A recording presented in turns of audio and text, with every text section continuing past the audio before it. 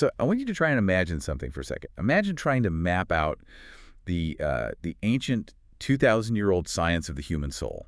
Okay, that sounds like a massive undertaking. Right. But now imagine doing it using an iPhone 16 Pro Max, like cross-referencing ancient Sanskrit texts with artificial intelligence engines like ChatGPT and Claude. Oh, wow. That is a contrast. Yeah, and here is the real kicker. Imagine doing all of this while being completely permanently blind. It creates this immediate cognitive dissonance, Yeah, exactly. We are so conditioned to view mysticism and modern technology as these mutually exclusive things. And you either have the guru in the remote ashram, completely untethered from the grid, right? Like the guy in the cave. Exactly. Or you have the Silicon Valley biohacker tracking their REM sleep with a smartwatch. Finding someone who occupies both of those extremes simultaneously is just incredibly rare. Welcome to the deep dive. Today, we are immersing ourselves in a single, unedited audio recording from a fascinating figure. He goes by the name Osman, the Blind Yogi. And we should warn you, it is quite a ride. Oh, absolutely. If you're tuning in today expecting a soothing, ambient meditation guide, you're definitely in the wrong place. Yeah, this is not a relax and breathe kind of tape. Not at all. What we have here is a really dense, passionate, and highly analytical philosophical argument. I mean, Osman is basically taking a scalpel to modern spirituality. He really is, and he's looking at the integration of cutting-edge AI and, most urgently, the physiological survival of modern humans. Yes, and he's directing this warning specifically at those of you listening who are in the 25 to 34 demographic. What makes this source material so compelling to analyze is the sheer pragmatism driving it. I mean, Osman isn't dealing in vague metaphors. No, he hates the vague stuff. Right. He is actively trying to merge intense mystical traditions with ruthless modern logic. And he includes this literal biological quest for a deathless body in that. Which sounds crazy at first, but we will get into his logic on that. We will, because he builds a very rigid framework that challenges some of the most popular spiritual tropes of our time. He's essentially arguing that attempting to understand the universe by turning off your critical thinking or rejecting modern technology is a fundamental failure of human evolution. Yeah, he says you have to use every tool available. But before we get into his more controversial critiques, we really need to establish the baseline of who is actually speaking here. That's crucial. His worldview hasn't been formed in a vacuum. Exactly. It's the product of two massive converging forces. You have these profound, lifelong mystical practices, and then a very sudden life-altering physical limitation. And if we don't understand his methodology, his later arguments are going to sound entirely ungrounded. So let's look at his credentials within this space. Osman is operating with over 50 years of continuous, rigorous practice. 50 years, that is a lifetime of data. Yeah. Right. We are talking about a daily lifestyle that demands up to 18 hours of structured discipline. He began approaching these traditions, specifically reading works like The Science of Yoga, around the age of 10. 10 years old. I mean, most kids are just figuring out middle school at that age. Yeah, but he was diving into ancient sciences. Huh. And he claims that this early, relentless dedication culminated in his first experience of Samadhi by the time he was 19. And Samadhi, just to clarify for the listener, is a profound state of self-realization or enlightenment in these traditions. Right. And what's interesting is how he describes that 19-year-old experience. He says it literally knocked him unconscious. Wow. Yeah, this wasn't a gentle wave of peace after using a mindfulness app. He frames it as a complete neurological system overload.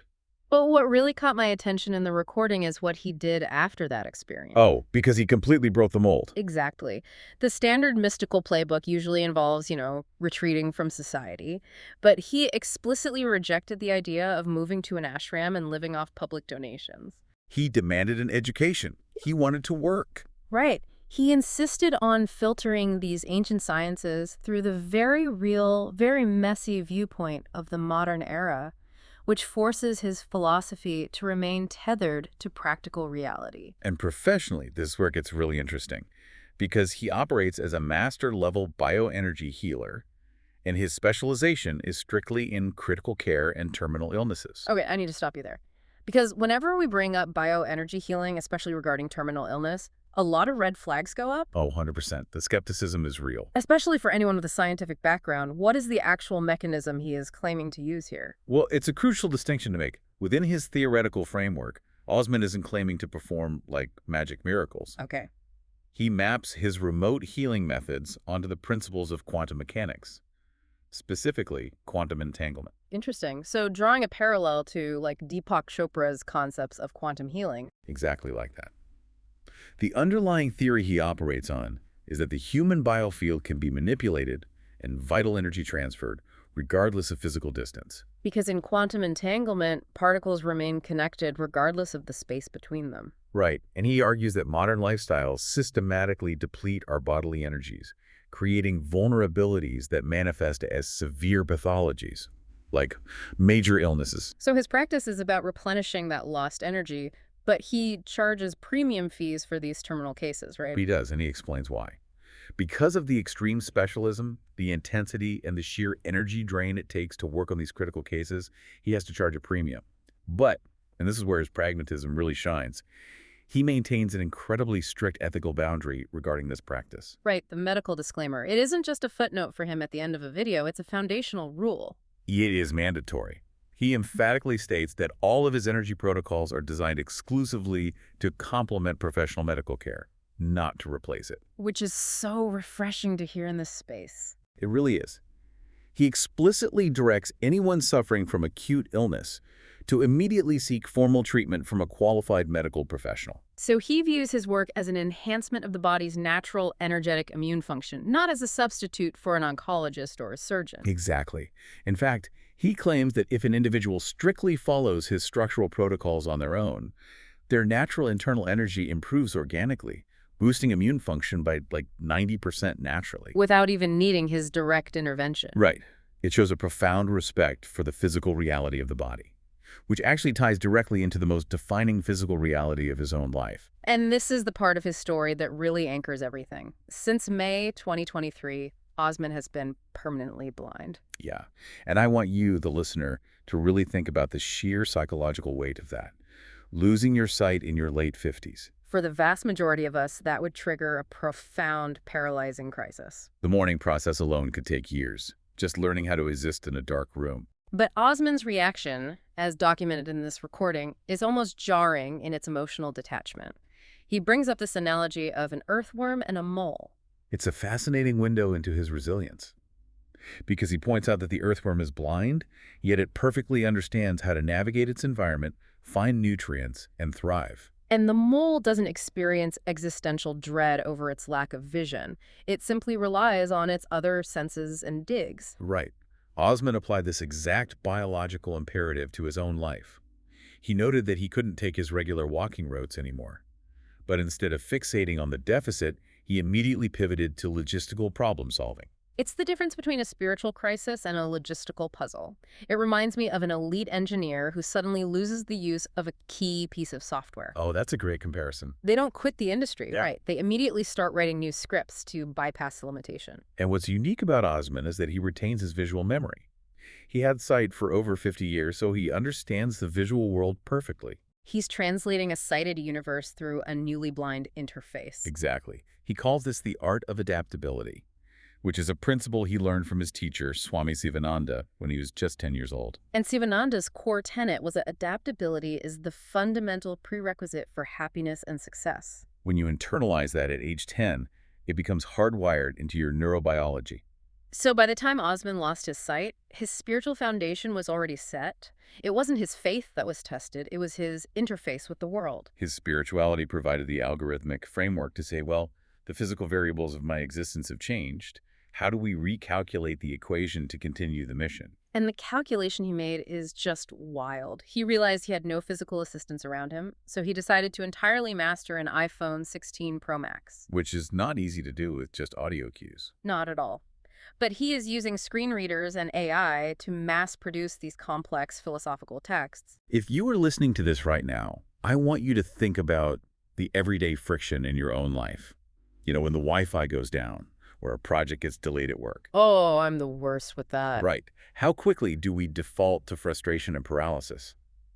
Osman's pivot is a stark, almost uncomfortable challenge to the excuses we make. It really is. If a newly blind man in his 50s can engineer an AI-driven publishing empire from a smartphone, it completely strips away the luxury of our everyday complaints. It demands a total internal audit of our own resilience. And this ruthless application of logic isn't just a coping mechanism for his blindness. No, he applies it to everything. Right. It is the exact same lens through which he views modern spiritual teachings. He doesn't allow for intellectual laziness, which brings us to the core philosophical tension in his recording. This is where things get really heated in the audio, because Osman applies this rigorous 21st century logic to the wider spiritual community, leading to what I consider the record scratch moment of the recording. Yeah, the YouTube podcast story. Break that down for us. So he details an experience of listening to a 45-minute podcast on YouTube. The speaker was a young Indian woman who was recounting her lifelong search for God. And initially, he really liked it, right? He did. For the first 30 minutes, Osman notes that he was completely aligned with her. She described having these intense, burning questions from childhood about the nature of creation, and she refused to accept surface-level dogmatic answers. That intellectual rebellion resonated deeply with his own journey. Exactly. He also validates her actual spiritual experiences. She describes entering a state of out-of-body ecstatic bliss. And Osman recognizes this state intimately. He compares it to his own experiences of Satchitananda, which is a Sanskrit term translating to truth, consciousness, and bliss. He doesn't doubt for a second that she accessed a profound, mind-altering state of awareness. He is tracking with her completely. But then, right at the 30-minute mark, she makes a philosophical leap that completely derails the agreement. Yeah. Based on this blissful, expansive experience, she concludes the podcast by stating, "Now I know that the self is God. We are God." And Osman says that statement brought everything to a screeching halt.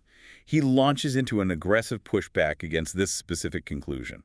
Which is the cornerstone of non-dual philosophy. Right. Now, for the sake of clarity, non-dualism, or Advaita, is the idea that there is ultimately no separation between the individual consciousness and the supreme ultimate reality.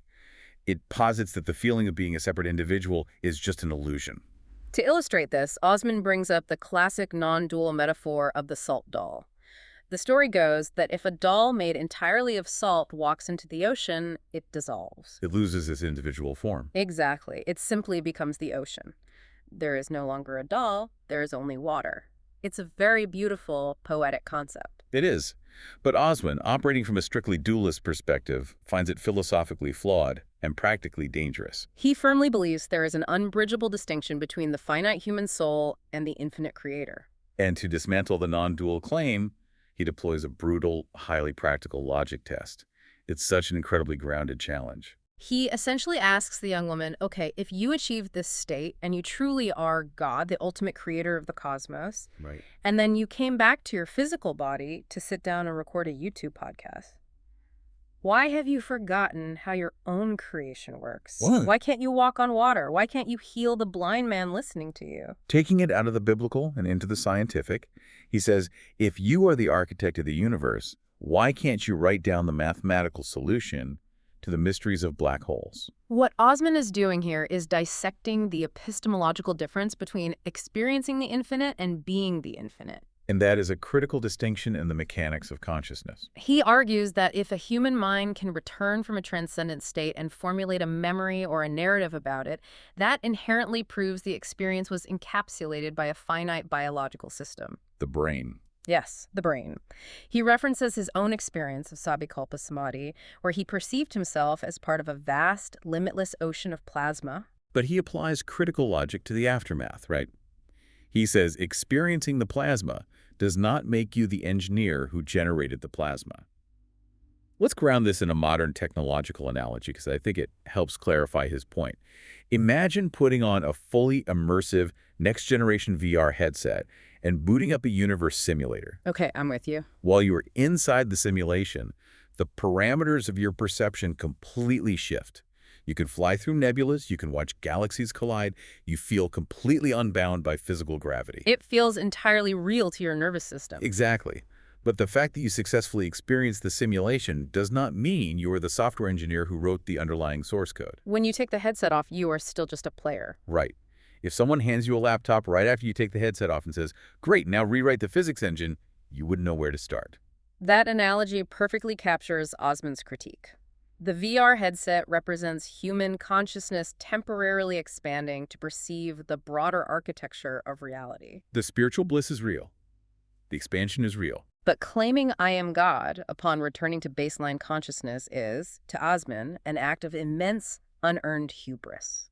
You enjoyed the software, you didn't write it. And he extrapolates this logic to reveal what he sees as a massive psychological danger inherent in the non-dual mindset. Right, because beliefs have behavioral consequences. If you fundamentally believe at your core that you are the ultimate omniscient creator of the universe, it completely paralyzes intellectual curiosity. If you are already everything, there is nothing left to learn. Why would you strive for scientific breakthroughs? Why would humanity spend billions of dollars building the James Webb Space Telescope to peer into the origins of the universe if you genuinely believe you are the universe? It creates a philosophical dead end that stalls human progress.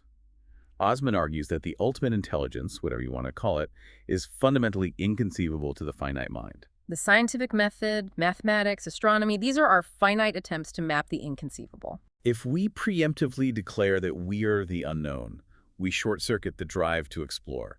We stop building, we stop questioning, and we settle into a state of unearned satisfaction.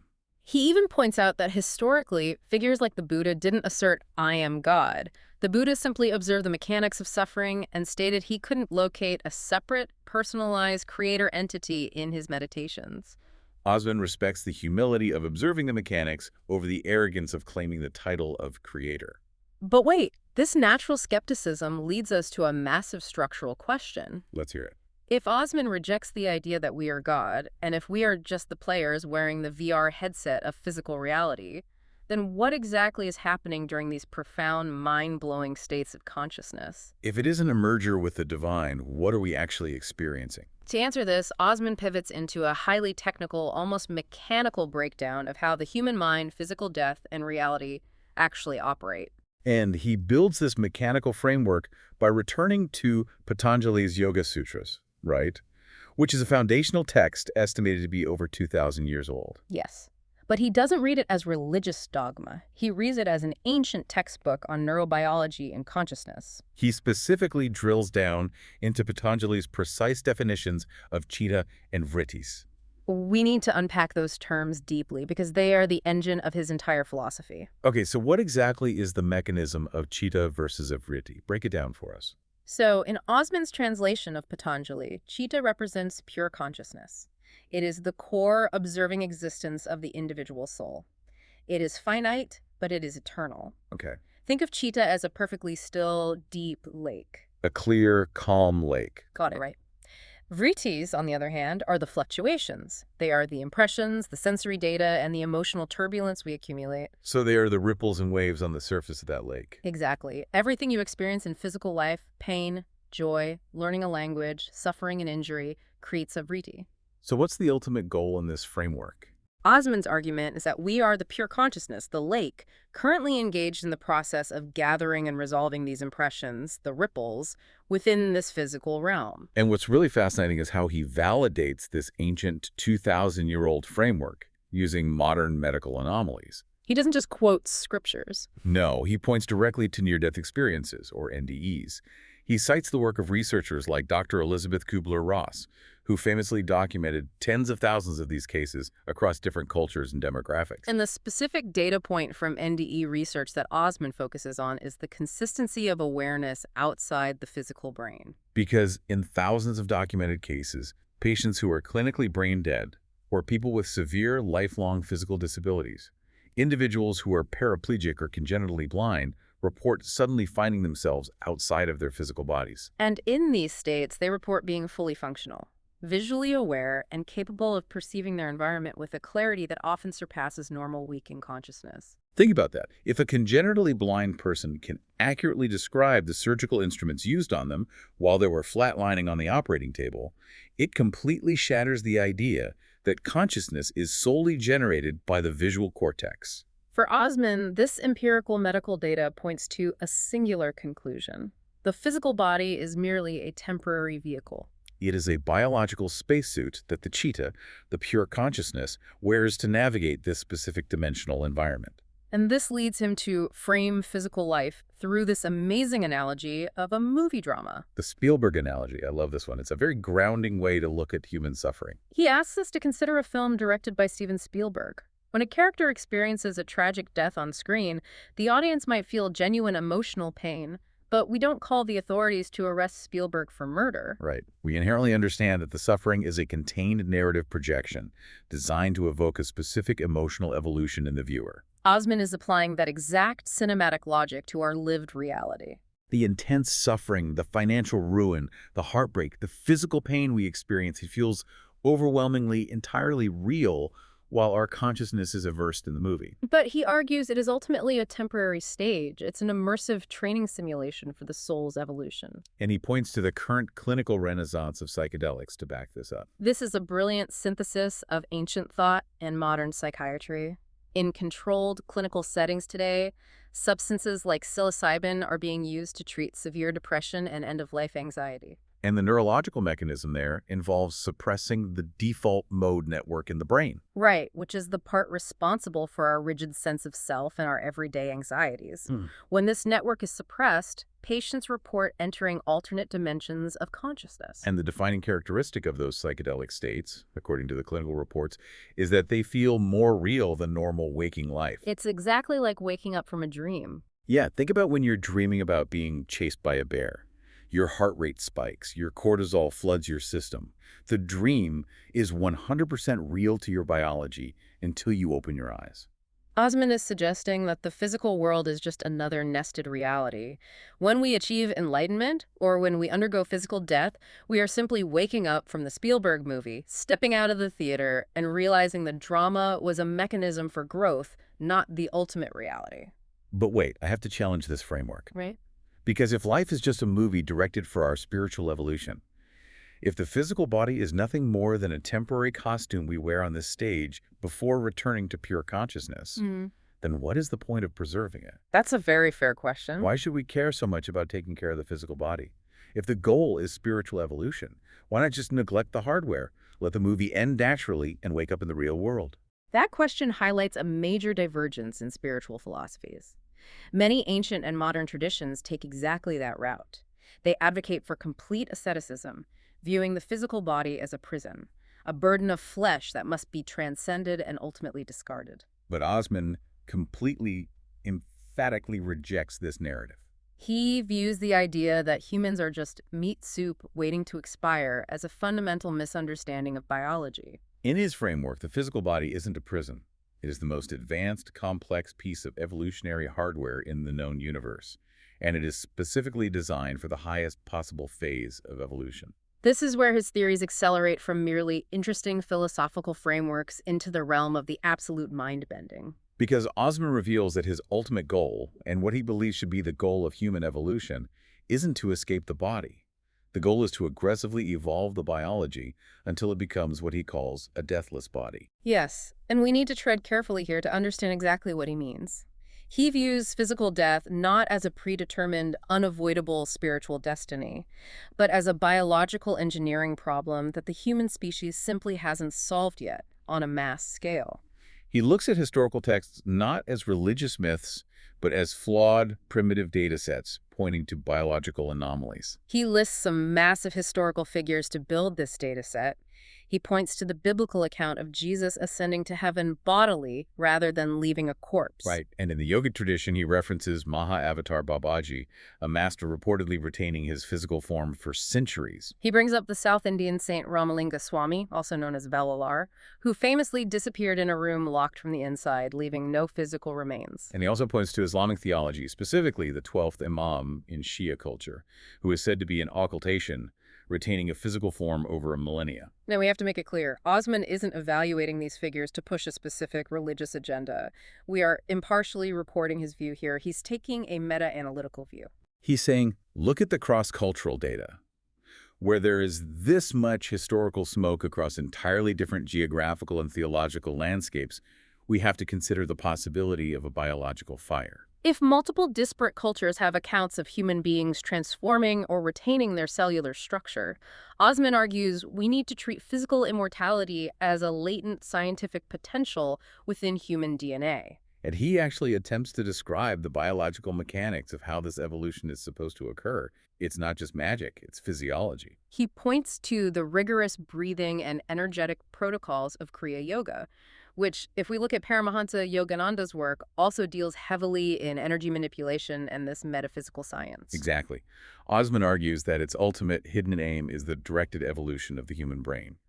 He specifically zeroes in on the concept of the third eye, or the Ajna chakra. And he clears up a huge modern misconception here. He stresses that the third eye is not some mystical spot sitting on the outside of your forehead.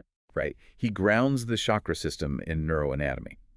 He describes the Ajna chakra as a subtle energy center located deep within the center of the brain, structurally adjacent to the pineal gland. The reason it is historically depicted or felt on the forehead is simply due to the specific nerve endings and energetic pathways that project forward to the front of the face. But the actual physiological activation occurs deep within the brain's core. He proposes that specific yogic breathing techniques alter cerebrospinal fluid flow and oxygenation, creating a piezoelectric effect on the pineal gland, which dormant neural pathways are theoretically waiting to harness. And he claims, quite casually actually, that he has personally experienced the opening of this third eye during a profoundly deep out-of-body state. Now, I know that for a scientifically minded listener, the leap from deep meditation to claiming the potential for a literal deathless body, it sounds like pure science fiction. It's a huge leap. But the fascinating part of Osman's approach is his absolute insistence that this is an agnostic mechanical process. He strips all the religious trapping away from it. He compares the science of yoga to mathematics or cardiovascular exercise. You don't need to hold a specific theological belief to benefit from jogging. If you run 3 miles a day, your resting heart rate will decrease and your VO2 max will increase, regardless of whether you are a devout Orthodox priest or a staunch atheist. Similarly, 2 + 2 = 4 in any belief system. Osman argues that yoga is a universal biological technology. It is a protocol designed to fast-track the nervous system's capacity to handle multidimensional awareness, eventually allowing the individual consciousness to retain its identity without having to discard the physical hardware through the process of death. But if this is a biological science and past masters have supposedly achieved it, it leads to a very obvious frustration. And Osman shares this frustration. He explicitly calls out figures like Ramalinga Swami. The historical narrative is that these masters attained this incredible deathless state, realized that humanity wasn't ready for such profound power, and therefore chose to disappear, taking the secrets with them. And Osman's reaction to that is incredibly blunt. He calls it a lame excuse. It reveals his deep commitment to the democratization of knowledge. Osman's logic is that if a human being is truly that intellectually, spiritually, and biologically evolved, they should possess the pedagogical skills to explain their science simply to the masses. The mark of true mastery is the ability to teach. He essentially says, don't just crack the code to biological immortality and then bounce. Write down the formula, create a protocol we can test. He demands that spiritual truths be duplicable. If it is a science, it must have a reproducible protocol. And he humbly admits that he doesn't know if his own biology has enough time left to achieve this deathless state in his current lifetime. But his mission isn't necessarily to become immortal himself. No, his mission is to lay down the accessible scientific groundwork so that future generations have the manual. Okay, so we've mapped out a massive conceptual journey here. We've gone from the epistemology of non-dual consciousness to the speculative neurobiology of a literal deathless body. It is an incredibly lofty, almost overwhelming philosophical architecture, but this is exactly where Osman demonstrates his brilliance as a modern teacher. He violently pulls the entire theoretical framework back down to earth. He anchors all of this high-level mysticism in a deeply urgent, immediate physiological crisis that is currently destroying his exact audience. Yes, the pivot from biological immortality to modern economic and physiological reality is probably the most grounding part of his entire recording. Because Osman is a creator, he relies on data. He looked at the back-end analytics for his YouTube channel. We are talking about a channel where he managed to publish over 1,000 videos in just 9 months. And the demographic data he found was staggering.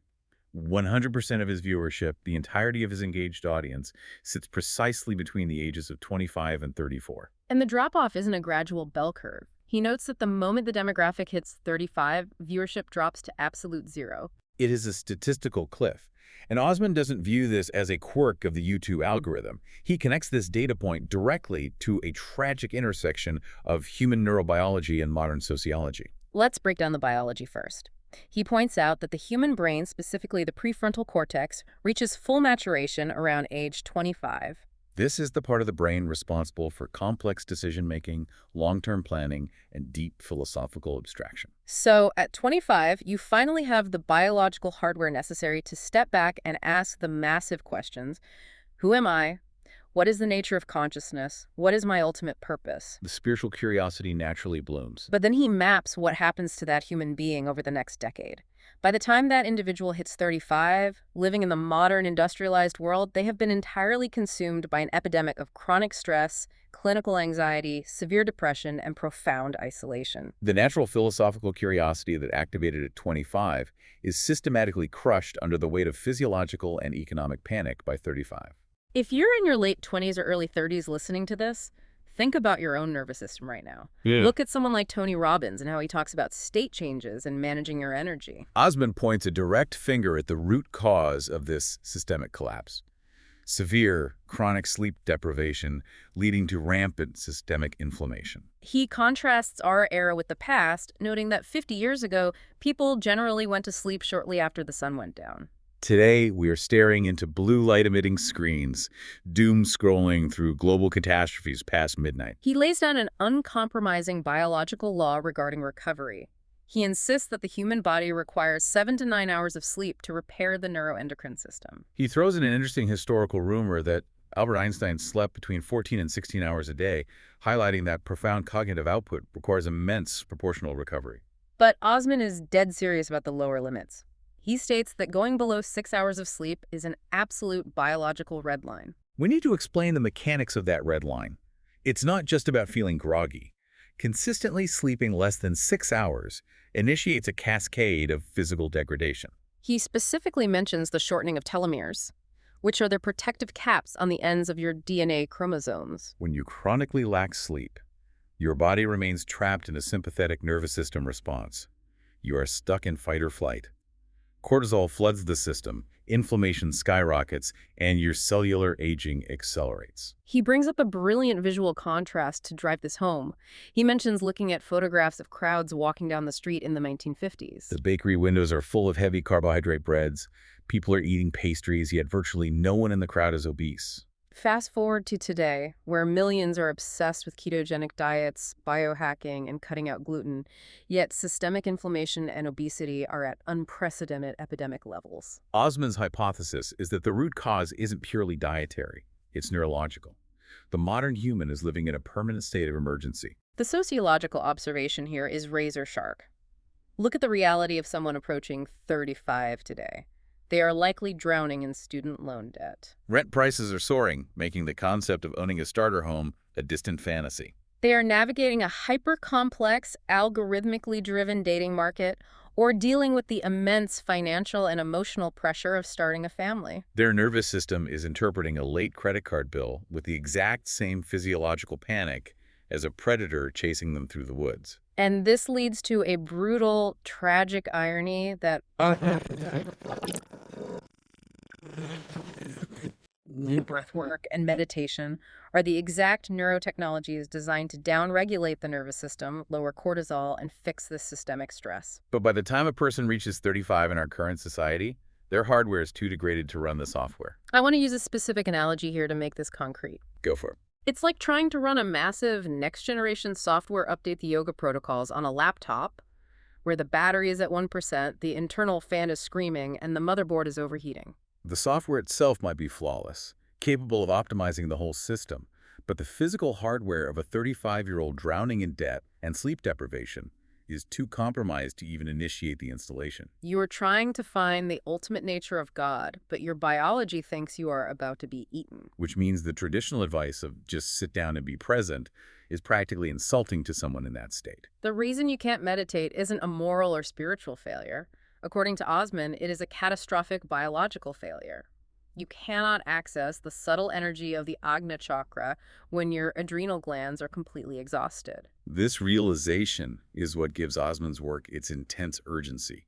He realizes he is operating within a terrifyingly narrow 10-year biological window. He has to reach people between the age of 25 when their brain is finally capable of understanding the philosophy, and 34, right before chronic inflammation and debt-induced panic permanently close the door to their spiritual evolution. It's not a casual teaching career. It's a rescue mission on a ticking clock. And this brings us to the final and perhaps most extraordinary phase of Osman's strategy. Because he knows the window is narrow, and because he is battling the severe physical bottleneck of his own blindness, he cannot rely on traditional methods of teaching. He has to scale his output to an unprecedented degree. And to do that, he embraces the very technology that most spiritual purists view as the enemy. Which brings us to the AI revolution. This might be the most paradigm-shifting aspect of his entire philosophy. While thousands of writers, creators, and even spiritual leaders are terrified that artificial intelligence is going to replace human authenticity, Osman runs directly toward it. He views AI not as a threat to his soul, but as a crucial symbiotic partner necessary to usher in a new era of human understanding and solve these systemic crises. The workflow he describes is fascinating. Osman sits with his iPhone, relying entirely on voice-to-text and audio recordings. He records his natural, unfiltered, deeply complex thoughts, often rambling as he connects ancient texts to modern physics. He then feeds these raw audio transcripts into multiple AI language models. He specifically lists the big three Google's Gemini, OpenAI's ChatGPT, and Anthropic's Claude, while also cross-referencing with Grok and Perplexity. He essentially uses them as an editorial board. But what strikes me is his radical, brutal honesty about the results. Most creators who use AI try to hide it, claiming the polished work is entirely their own genius. Osman openly, joyfully admits that the AI organizes his thoughts far better than he does naturally. He says the algorithms remove his redundancies, they structure the logical arguments more effectively, and they generate much stronger hooks to capture the audience's attention. He explicitly says, "I love my original recordings, but I love the AI version more because it will ultimately benefit the audience more." That statement requires a profound, almost unfathomable level of humility for a spiritual teacher with 50 years of experience. The traditional guru model is entirely built around the cult of personality, the specific cadence of the teacher's voice, the exact phrasing of their wisdom. Osman demonstrates zero ego attachment to his own voice. His only metric for success is utility. Does this structure allow the information to penetrate the exhausted, doom-scrolling brain of a 28-year-old so they can heal their nervous system? If a machine learning algorithm can package the truth more efficiently than a human brain, he is thrilled to utilize the machine. And he is utilizing it to execute a massive content sprint. He isn't just making a few optimized blog posts. He announces his goal to publish 1,000 Kindle books. 1,000. The first book in his scientific yoga series is already titled Awakening by Design. We have to pause and visualize this. A blind man in his late 50s, sitting alone in a room, manipulating the complex back-end publishing software of Amazon Kindle entirely through audio interfaces and AI assistants, driven purely by the mission to bypass the 35-year-old biological cliff. He contextualizes this embrace of technology brilliantly. He points out that when potentially compiled the Yoga Sutras 2,000 years ago, they communicated using the absolute cutting-edge technology of their era, which happened to be writing on leaves and sending messages via pigeons. Patanjali didn't reject writing because oral tradition was older. He used the tools available. Osman is arguing that we're in the 21st century. Attempting to spread a global rescue protocol using pigeons or localized ashrams is absurd. We must use the algorithms of our time. He intimately understands the modern attention economy. He knows that his target demographic is bombarded by millions of terabytes of data daily on TikTok, Instagram, and YouTube. To break through that level of noise, a single, quiet whisper of truth isn't enough. You need overwhelming, omnipresent volume. And he views this partnership as the ultimate evolutionary combination. The uniquely human capacity for lateral thinking, the ability to intuitively connect a concept like the Agnya chakra to the mathematics of quantum entanglement, paired with the raw, structural processing power of artificial intelligence. Which naturally leads to the ultimate existential fear surrounding AI. What happens if the machine learning models get so advanced that they truly understand consciousness? What if they can map the protocol so perfectly that humanity no longer needs a human teacher at all? If AI makes Osman entirely obsolete, hasn't he defeated his own purpose? Osman addresses that exact fear, and his answer is the purest distillation of his philosophy. He says that if AI eventually takes over completely, and it succeeds in alleviating human suffering and teaching the mechanics of the deathless body better than he ever could, his response will simply be, touché. Touché. I love that. Think about the magnitude of that statement. That is the definition of true ego death. It's not the poetic, non-dual idea of a salt doll dissolving into an ocean of cosmic bliss. Mhm. It is the radically pragmatic, profoundly grounded act of happily letting a machine take your job because the measurable outcome for humanity is better. It is treating human suffering not as a mystical mystery to be pondered, but as a biological engineering problem to be solved by any means necessary. We have covered an immense landscape of thought today.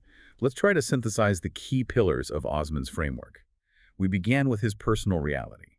A 50-year practitioner who faced sudden, permanent blindness and rather than retreating into sorrow, applied the biological art of adaptability to master the digital world. From there, we explored his fierce, dualist pushback against the popular I am God narrative. He challenged us to recognize the limits of our finite brains, using the VR headset analogy to warn against the psychological trap of unearned omniscience that kills scientific curiosity. We unpacked his translation of ancient texts into modern neurobiology, mapping the chitta and vrittis onto near-death experiences and psychedelic research.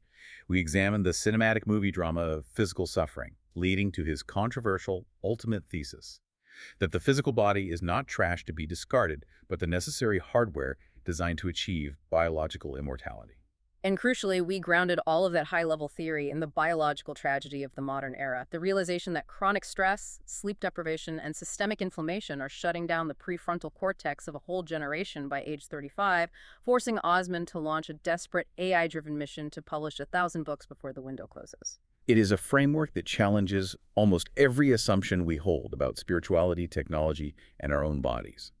And it forces us to look at our daily habits through a much harsher evolutionary lens. Osman believes the human nervous system is the ultimate vehicle, explicitly designed and destined to evolve to a point where it can process universal, infinite intelligence without losing its individual physical identity. Which leaves us with a deeply provocative question to consider. If Osman's underlying premise is correct, if the ultimate goal of human evolution is to upgrade our biological hardware to handle this multidimensional awareness, then what are we actually doing to ourselves right now? Is our modern addiction to our glowing screens, our relentless doom scrolling, our normalized sleep deprivation, and the resulting chronic inflammation just making us a generation of sad, tired people? Or is it something far more tragic? Osman builds a very compelling case that it is an existential threat. If the hardware is degrading, the software cannot run. Exactly. Are we literally stalling the evolutionary trajectory of the entire human species because we can't put our phones down at 10 p.m.? Are we trading the latent potential of a deathless body for 15 more minutes of an algorithmic feed? So tonight, when you're lying in bed, feeling that spike of cortisol, deciding whether to watch just one more video or finally turn off the lights, think about the biological red line. Think about your telomeres. Protect your sleep like it's the foundation of your consciousness. Question the comfortable dogmas that tell you you already know everything, and keep exploring. Because as Osman the Blind Yogi proves, even when your physical vision completely fades, the technological and internal tools to map the universe are still right there at your fingertips, waiting for you to use them. Thank you for joining us on this deep dive. We'll catch you next time.